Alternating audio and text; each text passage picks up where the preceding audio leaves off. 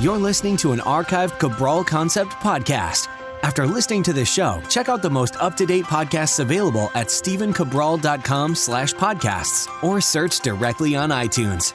And now, welcome to the Cabral Concept, where board-certified naturopath and integrative health practitioner Dr. Stephen Cabral shares how he was diagnosed at the age of 17 with a life-altering illness and given no hope for recovery. It was only after studying and traveling all over the world did he discover how to combine ancient Ayurvedic healing practices with state-of-the-art naturopathic and functional medicine to fully rebalance the body and re-energize it with life. It's time to discover how to get well, lose weight, and finally feel alive again. And now, here's your host, Dr. Stephen Cabral. On this Wellness and Weight Loss Wednesday, where we are going to combine the two topics, talk about body transformation, what we do in the real world, and finally decide and decipher when to have each meal and how many meals per day you should eat for wellness versus weight loss, because there's actually a difference, and I want to go through that with you today. One of the reasons why I like to go over these topics specifically is because oftentimes when we see diets recommended in the news or in the media, they can do an excellent job for transforming the body. There's no doubt about that. If you look at most of the diets out there right now, and you kind of really pull back the carnivore diet, or we kind of peel back keto, or we peel back low carb, or any one of these, what we're looking at is that we are looking at all of those being low carbohydrate based diets. Now, I can tell you from personal experience, before I knew really anything about nutritional based science, that when you decrease carbohydrates, your body holds less water and you look less puffy, you look leaner, and so that helps to take off a lot of that body weight. Now, all of that is true. Now, here's the thing, though. You can get those same results and still eat carbohydrates. We're going to talk about that today. But the problem is, for most people, when we talk about carbohydrates, we all automatically go towards processed-based foods and pastas and breads. But, there's a lot of other carbohydrates that are actually quite healthy, and I'm going to share some of that research, some of those studies with you today. But the other thing I want to talk about is that besides low-carb diets and how they eventually affect the body, what I want to share with you as well is how many times a day should you be eating? Should it be 2, 3, 4, 5 times a day? Well, again, there's great research on this as well. And what I want to do is just start the show by sharing with you that for about 20 years now, it's almost exact 20 years, just actually a little bit longer by a couple of years, is that I've been working with clients to help them transform their body. And we always did and have always done a breakfast, mid-morning, lunch, mid-afternoon, and dinner meal. Now, when we looked at these all together, the meals and the two snacks in between the meals are almost the same size in terms of calories and in terms of not necessarily quantity, because at breakfast, lunch, dinner, there'll be a little larger quantity, but of course it would be more vegetables. So the vegetables could take up a cup or two and not actually contain very many calories. So these are nutrient-dense but low-caloric foods. Now, we'll keep that in mind as we talk a little bit deeper into the show. So when we look at these meals, they're around the same calories. It might be 300 calories or so per meal. 5 meals per day, it's 1,500 calories. Now, some people might be able to eat 2,000 a day, some people 1,200. Really not that big a deal. We can adjust those up and down to be able to hit all of our macronutrients. And the macros are your protein, your carbs, and your fat. So all we would do, and I'm not trying to simplify this too much, there is an actual science to this, but what we did is we gave the body just enough calories, just enough carbs to stay satiated for the 2.5 to 3.5 hours between a meal and a snack. That's it. That's what we did. Now, it also gave the body just enough fuel, not to spike blood sugar and not to really fill up the body too much, in order to use that last meal as fuel to get through the next, let's say, 3 hours. So it works really well. And again, I didn't make this up. This was done by figure competitors and bodybuilders for at least 100 years. How did I learn this? I read bodybuilding magazines and books and all sorts of things during my later teenage years. When I was trying to transform my body, I said, all of these guys and all of these girls are doing this. Why don't I start to do that too? And lo and behold, it actually works, right? It works. I put on more muscle, and I was able to, even though the inside of my body, as I always say, wasn't very healthy, the outside of my body was transforming. I was building a bigger, more muscular body, and that was my goal at the time. So there's no doubt about it that that works. Now, we have new research that shows this. And I mean, it's not that it hasn't been around, it has. But we have research that shows whether you ate all of your calories, let's just say 2,000 for simple math. If you ate 2,000 calories and you divided that over 400 calories for 5 meals, or you ate 1,000 calories for 2 meals, it wouldn't really affect your body's ability to gain weight or lose weight. Now, keep in mind, during this research, during this study, we're not talking about people who are lifting weights, using resistance exercise, so it's just general population. But that matters, right? Because in the United States, at least, less than 13% of the people have a gym membership or exercise. So we're talking about 1 out of 10 people basically moves their body. And I'm being honest, I think that's generous. I really do. I just don't think that if we look at all 340 million people or so in the United States, let's just say 300 million, I just don't think that 1 out of 10 are exercising. I mean, that's my honest opinion. Exercising that I'm talking about is they're meeting the physical requirements, which is 150 minutes per week of moderate exercise.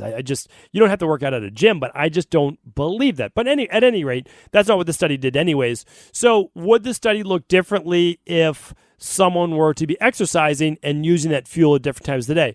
Maybe, maybe not. But the truth is that this does look at overall metabolic rate, right? So you need to boost your metabolic rate in order to also eat more calories or lose weight. So eating and your caloric intake is only one part of it. And we look at the process of thermogenesis, our body burning calories, our body taking in calories, and how many calories are lost through the processing and digestion of that food versus how many do we get now for fuel, because that matters too. And I'll talk about that in just a moment. But when you eat vegetables, they're going to have, sure, some calories coming in, but the net effect is quite low because it's taking quite a bit of energy to break those down. Same for protein. Protein's a very highly thermogenic based food. So when we look at that, we can say, okay, eating a certain amount of calories per day is important in order to maintain body weight or lose body weight. But it's not the end all be all, because I can tell you from a clinical perspective, I've had people come into my practice, and this is the truth, and they're eating no more than 800 to 1,000 calories a day. Now, again, unless you weigh under 90 pounds or so, eating that little food, you should be losing weight. And it's a very, very big if it was all about calories in, calories out, but it's not, okay? So what matters is this. Due to metabolic damage, over dieting, different types of eating-based disorders, HPA axis dysfunction, HPT dysfunction, which is hypothalamus pituitary thyroid dysfunction, you can actually slow metabolic rate to such a low level that your body, I mean, really, it can get by on 800 calories a day. People make that argument all the time. Oh, since I started keto, I only need to eat like 1,000 calories a day. That's it. That's all I need to eat. In my opinion, that is not something to brag about. That means you've lowered your metabolic rate to 1,000 calories a day. Now, if you said to me, oh, I started doing XYZ diet, and now I can eat 3,000 calories a day. I only used to be able to eat 2,200. I'd say, wow, well, what else is going on? I mean, there's something to that. That's pretty impressive. Because remember, if you can eat more calories, then that means you've increased your thermostat, right? You've increased your thermogenesis, your body's ability to use calories for fuel. Now, we want to make sure that it's not too stress-based, but it's something to look at that, right? So that does matter. Okay, well, here's the thing, though.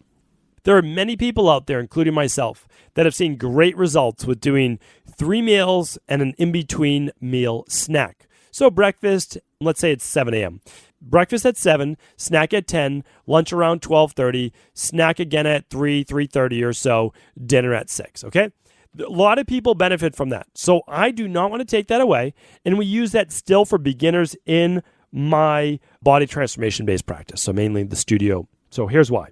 When you take someone from grazing throughout the day and just kind of eating whatever, you actually want to make sure that from a psychological perspective, that they're always feeling full and that they really are always eating. So here's the thing. You have breakfast, okay, maybe 2 hours later, you're like, oh, I'm starting to feel a little hungry. Well, you know that you're eating at 10 a.m. So you're already getting ready for that snack. Then you eat your snack. Okay, great. And then 2.5 hours later, you're having your lunch. And then, 3.5 hours later, I'm having my next snack. And then, so after a week of doing that, you're like, I'm eating all the time and I'm still losing weight. So it's this really beautiful thing where people start to get remotivated, reinvigorated. I'm eating all this food. Well, no, really, you're still eating the 1,600 calories, 2,000 calories, whatever it might be a day. But now we have it spaced out. You're eating at regular times. What does it do? Well, it actually starts to reset the digestive system. Now, after 3 weeks, that's why you have to give things 21 days. Now, after 21 days, your stomach knows, food should be coming in the next half hour to hour. It actually starts to get hungry again. You're working on digestion. Your body knows when food's coming in. It basically knows what type of food's coming in and how it should process that. That is often overlooked in natural health and completely overlooked in dietetics in the conventional medicine. I mean, remember, knowing what your body is going to receive each day allows your body an easier way to process that. I mean, that's the truth. So when we do simple meals, simple snacks, no more than 1 or 2 ingredients, it's easy for the body. And that's such a great thing. So it works on digestion. And again, what we're trying to do with those 5 meals too is rebalance healthy levels of blood sugar and healthy levels of inflammation. So for me, the 5 meals a day for 3 weeks to maybe 12 weeks, it works phenomenally well. Now, why have this conversation at all then? If it works great from both a long-term weight loss perspective, meaning keeping the weight off, and we know it works the same as just eating 1,000 calories in 2 meals, like overeating, overstuffing your body, here's a couple reasons why. Eating 5 times a day in the long run is not as healthy as eating 2 or 3 meals per day. And I'm going to give you the reason why. And then I'm going to tell you how to actually start to make the transition. So again, I wholeheartedly and have no issues with anyone doing meal, snack, meal, snack, meal over the course of 12 hours or so, maybe 14 hours, 16 hours or so per day. Okay.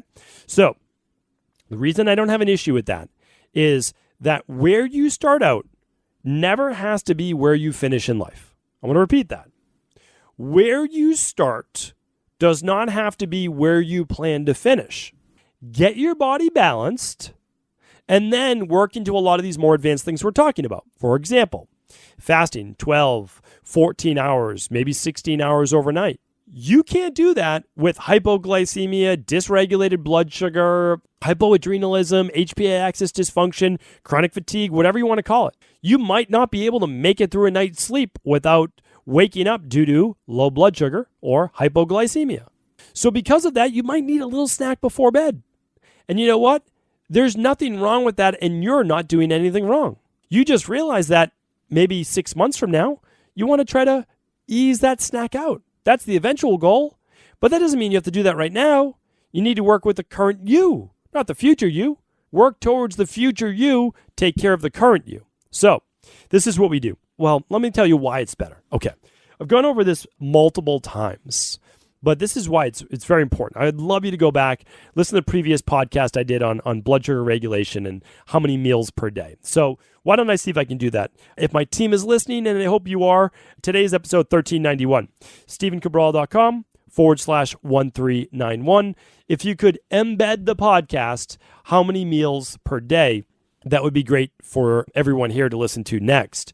So it goes over a little bit more in depth. And again, I would love you to listen to that show because I'm not going to go over today of how to use a glucometer to test between meals. But if you're not eating all day long, it allows your blood sugar to drop back down to a low normal level. And during that low normal level, you'll be more likely to tap into body fat.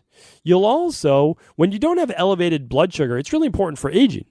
When your blood sugar is below a 95, and again, you can check this on any glucometer, you produce less advanced glycation end products, you produce less oxidation and aging, there's less insulin floating around in your bloodstream.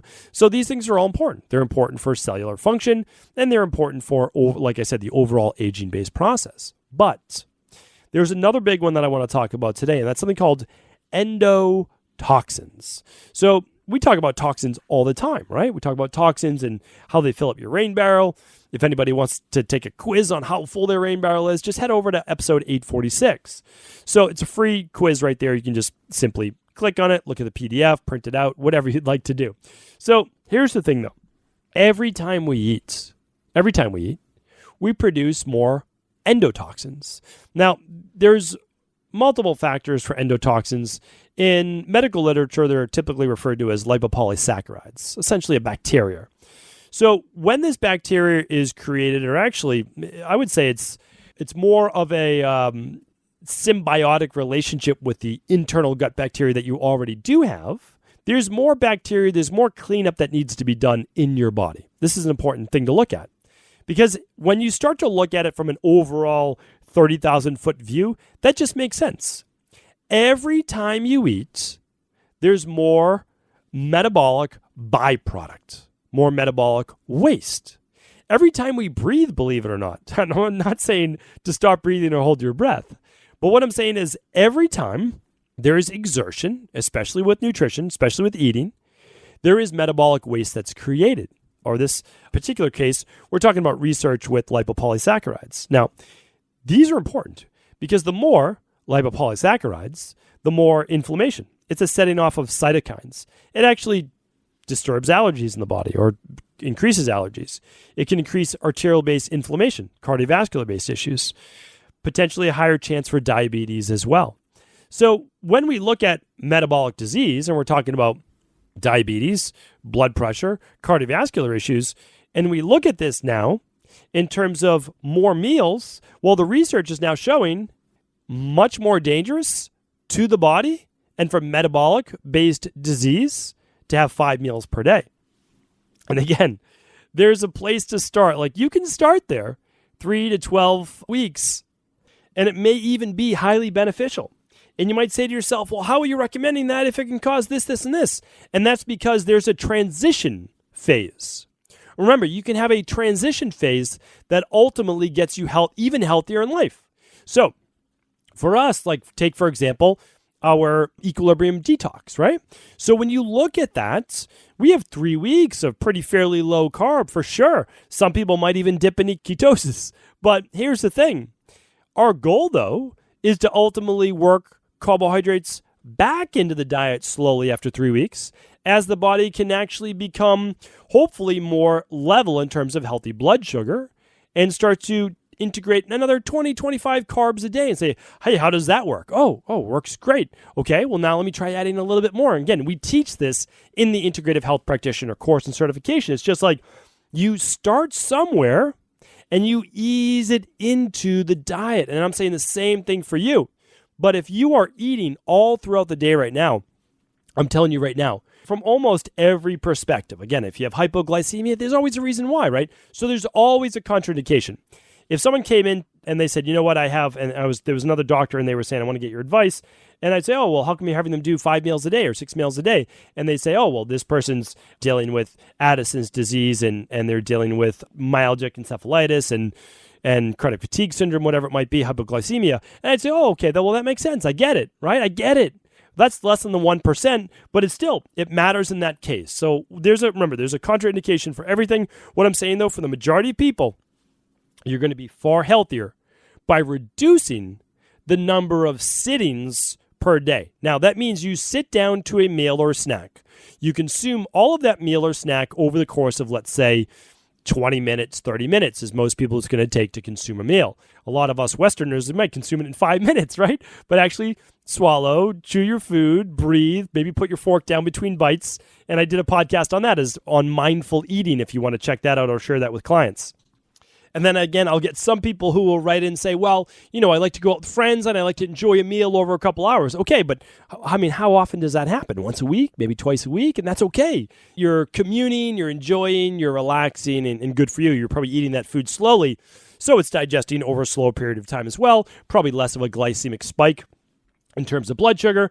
And again, if you follow what I'm about to share with you right now, you'll be reducing the amount of meals per day in the first place. So here's what we're looking at. So let's just say you are an exact client of ours for body transformation. You're coming in, you're having breakfast, you're having an AM snack, you're having lunch. Again, these are all about anywhere between 3 and 4 hours apart. So let's say breakfast at 7 a.m., snack 10 a.m., lunch 12:30 p.m., snack mid-afternoon around 3:30 p.m., maybe 4 p.m., and then we have dinner around 6 o'clock, maybe 6:30 for some people. Okay, so that's their style of eating. Very good. And what are they doing? Well, they're fasting overnight, 12, 13 hours. You can see that 6 o'clock at night to 7 in the morning. So again, clients don't even know that they're doing intermittent fasting. It's okay. That's what we always say. If you follow the plan, you're getting all the benefits either way.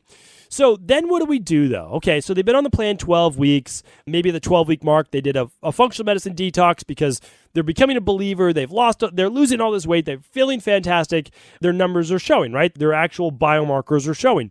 So the next step we say is, okay, well, why don't we think about this? Let's bump your breakfast another hour forward. You can still wake up. You'll do maybe some daily fruit and vegetable blend, maybe a little squeeze of lime in there, pinch of sea salt if you need it, whatever you need, right? Maybe or some ginger tea. And then let's say we do your breakfast at 8 o'clock. Okay, great. So now, breakfast at 8, lunch at 12, or maybe even 11:30. And then we're going to do the mid-afternoon snack around 3:34, and then we'll do dinner around 6 o'clock or so, okay? So that typically works tremendously for our clients. What do we just do? Well, we just took the same eating window. Now we collapsed it by 1 hour by moving breakfast just 1 hour ahead. That's all. Just, bring the smoothie to work. That's it, right? So instead of consuming it maybe first thing at 7 a.m. Because they're more balanced, most likely in terms of blood sugar. They're feeling better. Like, yeah, sure, I could go an hour. Yeah, I will do some daily fruit and vegetable blend when I wake up. Squeeze a lemon or lime in there, and I'm good to go. Like that satiates people. It's 10 ounces, 12 ounces of water. Excellent. Okay, so now, though, we took away one meal. One less feeding. Doesn't mean we reduced calories for the day. Remember that. Let's say the person's still eating 1,600 calories for the day. Well, now all we're doing is 400 calories per meal. That's it, right? So pretty simple. Now we're just shifting the calories. That's it. Now they can enjoy maybe a little bit bigger lunch. Who doesn't want a little bigger lunch? That's great. So that's what we do. Now next, what do? We get people to take out that mid-afternoon snack. Now, the mid-afternoon snack can still be there for people looking to keep maybe some extra weight on. They don't want to eat bigger meals. Or there are people that exercise, let's say 2:30 in the afternoon or so, and they want to shake post-workout, no problem.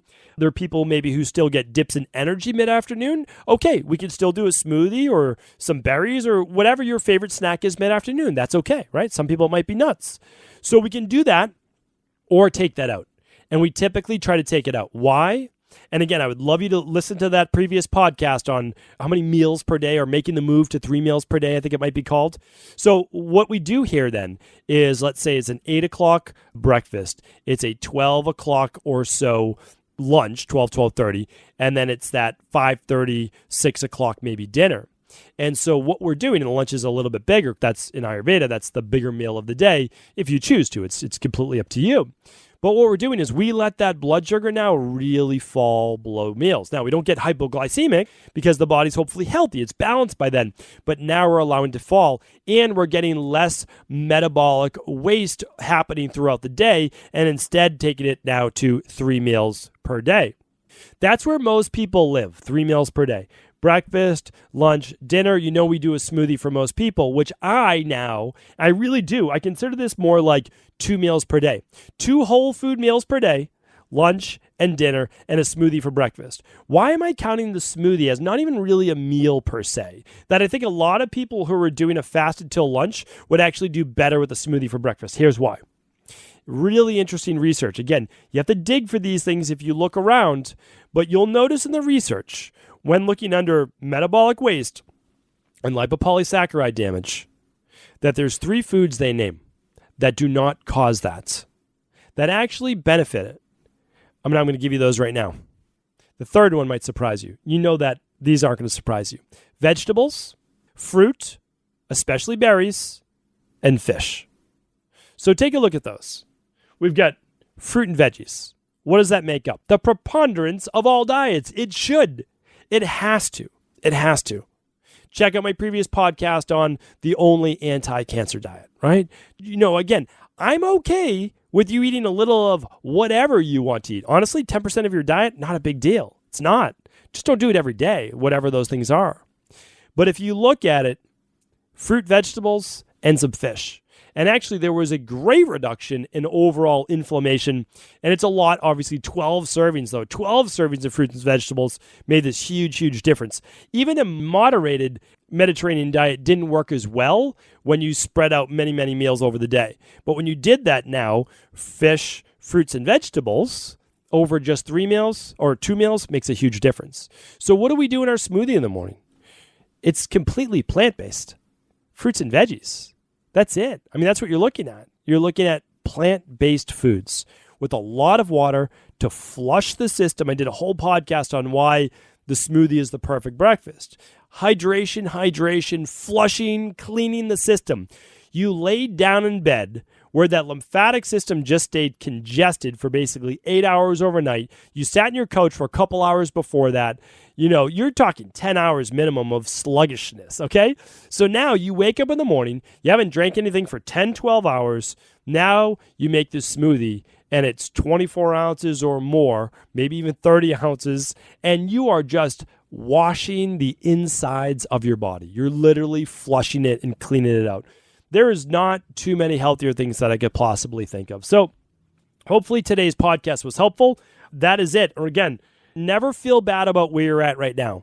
I'm not going to stop recommending the 3 meals and 2 snacks a day to our body transformation clients that are coming from your typical American diet. I'm not going to. But after 12 weeks, I'm going to probably work them into a 3 meals a day and then a mid-afternoon snack when needed.